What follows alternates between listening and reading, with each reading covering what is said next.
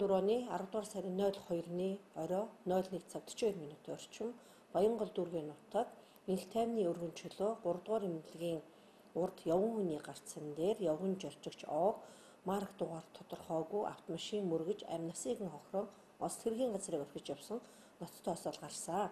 Нийслэлийн замын цагдаа газрын алга фактчид нь шуурхай 90 сурвалжлах үйл ажиллагаа явуулсны үндсэн дээр Hyundai Accent маркийн 8042 ÖН дугаарын автомашины жолооч Б үйлцэн болохыг тогтоон шалгаж байна.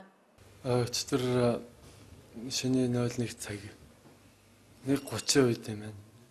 13 дугаар оруулаас төв рүү талбай дэшээ авдаг бодлоос 2 хүн аваад тэгээд дарга орно гэдэг тэр 2 хүн суусан.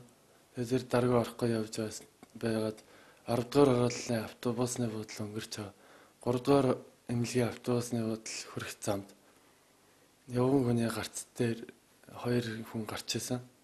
Гарцаар тэгээд би 1-р игнэгээр явж байгаад ногоо асцаасан над дээр. Тэгээд явсан чинь тэр 2 хүн яг замын голдоо зогсчихсан. Тэгээд би чигээрээ явтал нэг нь өсрээд урд руу ороод ирсэн. Нөгөөд нь зогсоод үлдсэн.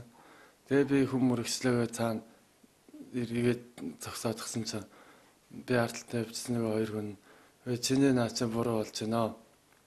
Чи цаашаа одоо явахаас өөр арга байхгүй чи. Одоо эндээс ингээ явсан дээргээ. Замын хөдөлгөөний дөрмөндөө загс мэдгийг шүү дээ тийм үү? Тий.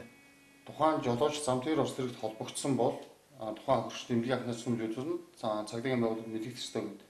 Заагаад гэсэн мэд үүргэн дээр шүү. Тэг яга үүргээ биелүүлв. Харин тухайн үед би жоохон сандарчихсан байсан. Тэг чи өөрөө цагдаагийн байгууллагад мэдэгдэж гэдэг юм уу хэлий гэсэн тийм бодол чам төрөөгүй. Бэс эргээд би хэрэг эргээд ирэхэд тэр хүн байж байгаа юм бол цагдаа ирээг байх юм бол би төргөн тусламж дуучаа гэсэн бодолтой би эргээд